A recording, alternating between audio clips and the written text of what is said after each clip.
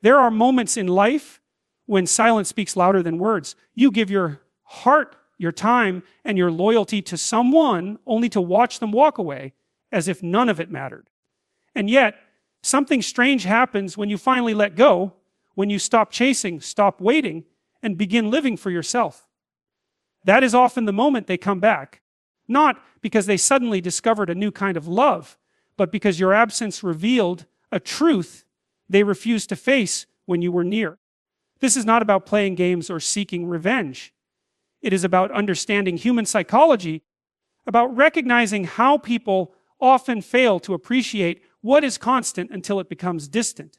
When you move on, when your life starts to thrive without them, it creates a mirror they cannot escape. They begin to see who you were, what you gave, and what they lost. But the deeper lesson is not about her return, it's about your transformation. Because the man who waits is stuck in dependency, but the man who moves forward discovers freedom, strength, and self-respect. That shift changes everything, and sometimes it changes her too. When a woman comes back after you have finally moved on, it is not some magical twist of fate. It is a deeply human response rooted in psychology, timing, and the way value is often only recognized through absence. People tend to overlook what is present, not because it is unworthy, but because the mind becomes numb to what it has easy access to. This is one of the most painful truths about relationships.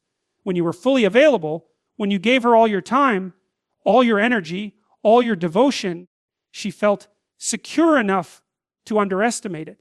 She thought it would always be there. She thought you would always be waiting. It is only when you break that pattern, when you stop orbiting around her world, that she is forced to confront a reality she once ignored. Your value was not in what you promised, but in who you are, and losing that leaves a void she cannot easily fill. This is why moving on has such a powerful effect. It is not about manipulation. It is not about trying to make her jealous or prove a point. It is about reclaiming yourself, redirecting your energy away from someone who took it for granted and placing it back into your own life. You begin to grow again. You pursue goals, build new connections, and rediscover the parts of yourself that existed before her. That self-restoration radiates confidence, and confidence is magnetic. Ironically, it is often at this point, when you no longer need her validation, that she feels the pull of what she once dismissed. The psychology behind this is simple. Human beings are wired to desire what they can no longer easily possess. Scarcity heightens value. Just as people rush to buy something when it is labeled limited edition, the same applies emotionally. When your presence becomes scarce, when your attention is no longer freely available, it forces her to reassess. She remembers the warmth of your care, the reliability of your love, and the stability you once offered. What once felt like too much suddenly begins to look like everything I wanted but didn't see clearly at the time. But this is where many men make a mistake. They interpret her return as proof of love, when in truth it may simply be proof of loss. There is a difference between someone loving you for who you are and someone wanting you because they missed the comfort you provided. You must ask yourself, is she coming back out of genuine transformation, or is she returning because life without you revealed an emptiness she wants you to fill again? That distinction matters because if you confuse longing with love, you risk repeating the same cycle that broke you in the first place. Now, think about this personally. Have you ever noticed how much more attractive someone becomes once they are no longer available to you? Maybe you had a friend, a partner, or even an opportunity that you ignored until it was gone. Suddenly, in its absence, your mind magnified its worth. That is not love. It is recognition through loss. It is the brain catching up to what the heart neglected. And this is precisely what happens when you move on. Moving on is not about forgetting someone.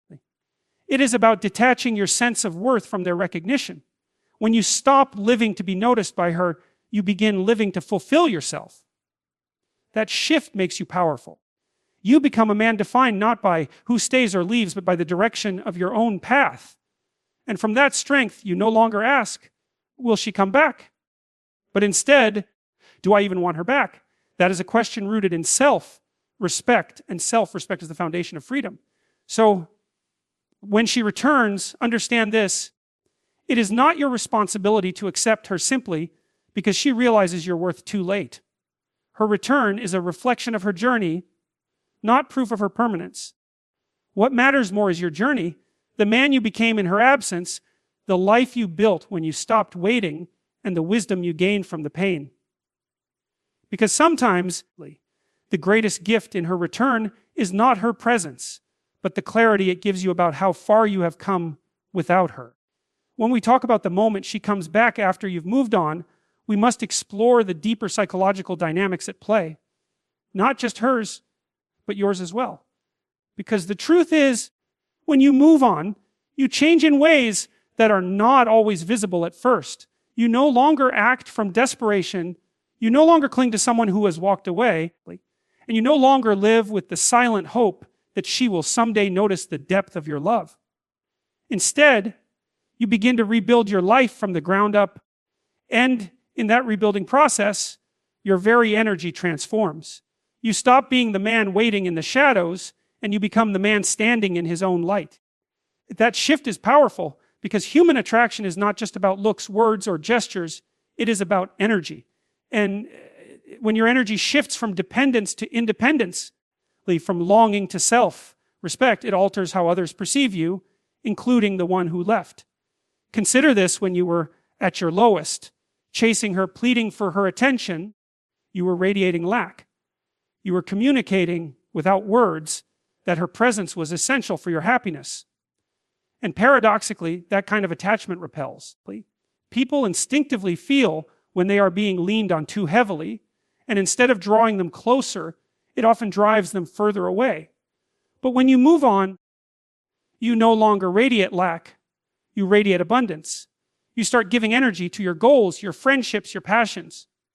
You begin to walk with a posture of purpose.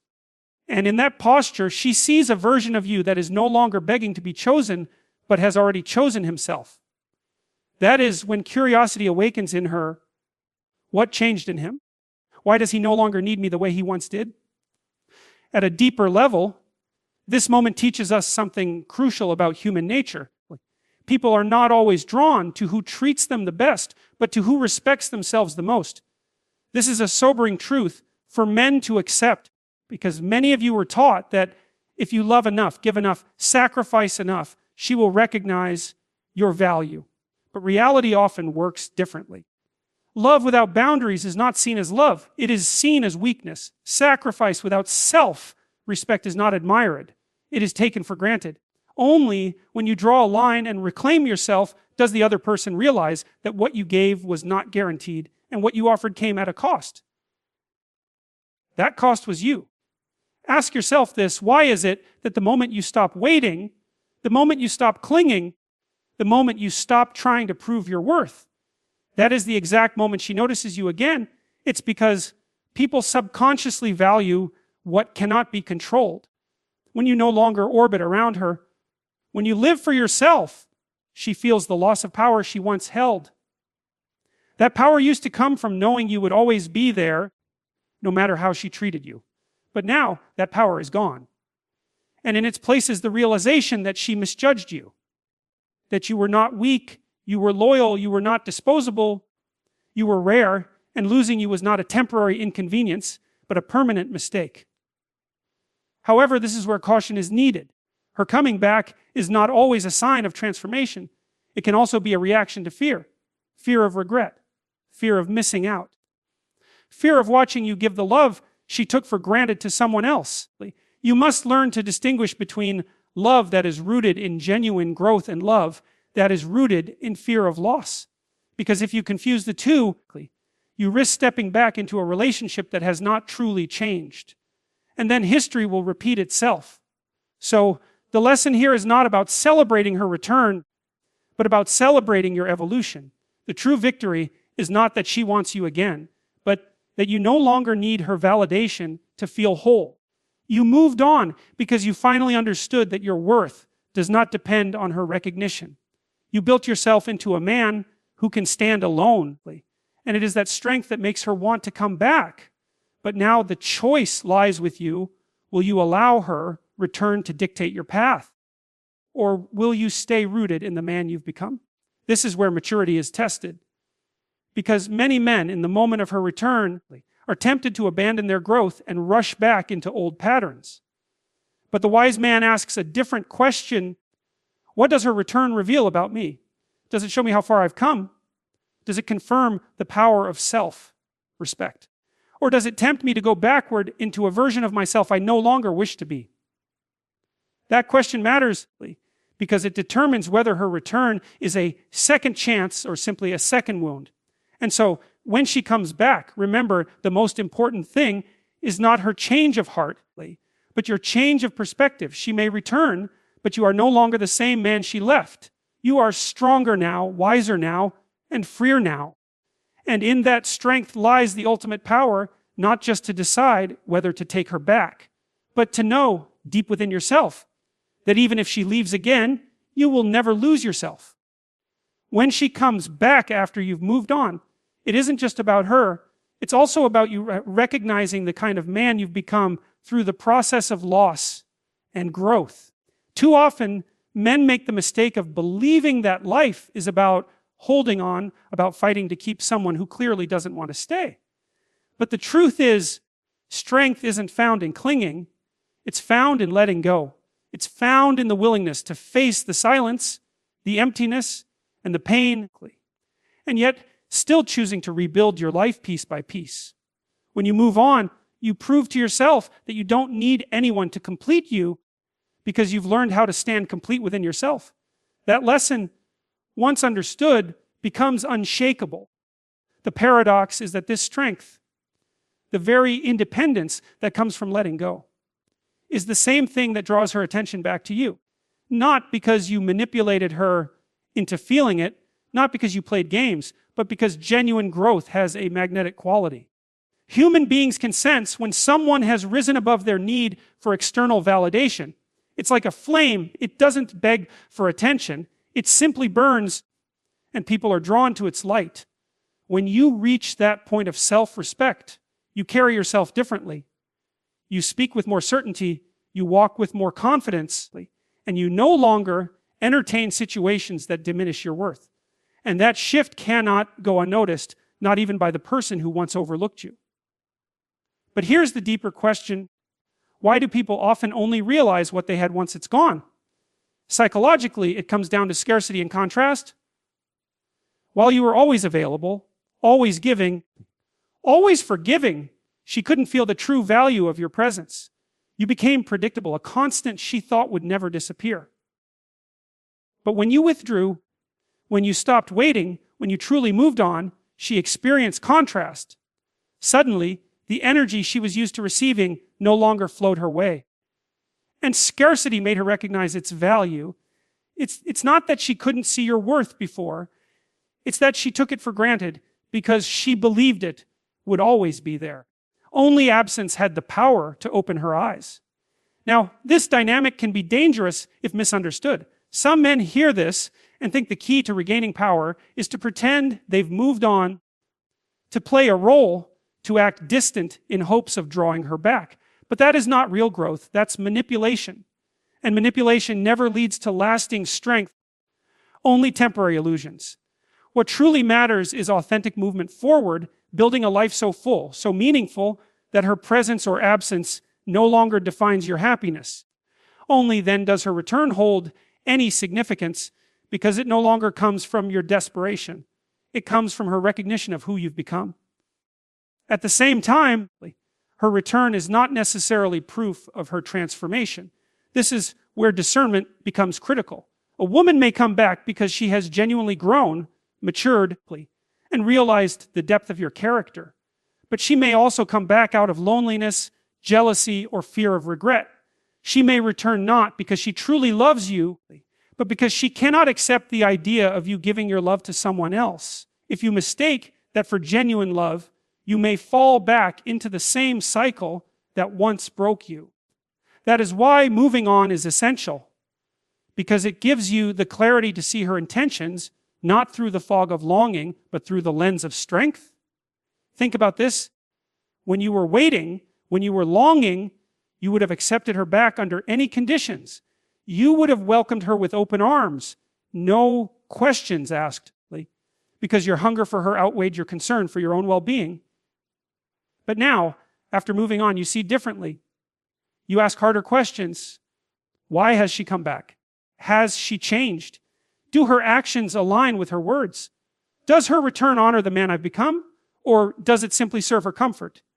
These questions are the mark of growth. They separate the man who is ruled by emotion from the man who is guided by wisdom. And let's not forget, the greatest gift of moving on is not that she may return, but that you no longer need her return to validate your journey. Her choices are no longer the measure of your worth. Whether she stays away forever or comes back tomorrow, you are already whole. You are already strong. You are already enough. And when a man reaches that state, he becomes unshakable because his identity is no longer tied to the approval or affection of another person. So when she does come back, you don't meet her with desperation. You meet her with calm. You don't rush to surrender your heart again. You take time to observe. You don't ask, will she stay this time? You ask, do I even want her in the life I've built without her? That is the power of moving on. It shifts the focus from her decision to your decision, from her power over you to your power over yourself. And in the end, whether you let her back in or not, the truth remains. The man you've become by moving on is far greater than the man who once waited for her to choose him. There comes a moment in every man's life when he realizes that love cannot be forced, that no matter how much he gave, how loyal he remained, or how patient he was, the other person has the freedom to walk away. That realization hurts. It feels like a rejection not only of your love, but of your very being. Yet, what separates those who stay broken from those who rise is what they choose to do with that pain. When she leaves, you face two paths. One, where you remain trapped in longing, endlessly waiting for her to return, and another where you allow the loss to transform you into someone stronger, wiser, and more grounded. Choosing the latter is not easy. It requires self-discipline, self-reflection, and the courage to walk alone. But it is precisely in walking that road of solitude that you discover the strength she never saw in you when you were at your lowest. What's fascinating is how often life works with paradoxes. The very act of detaching from her, the decision to stop chasing, stop pleading, and stop building your identity around her becomes the catalyst for her return. Why?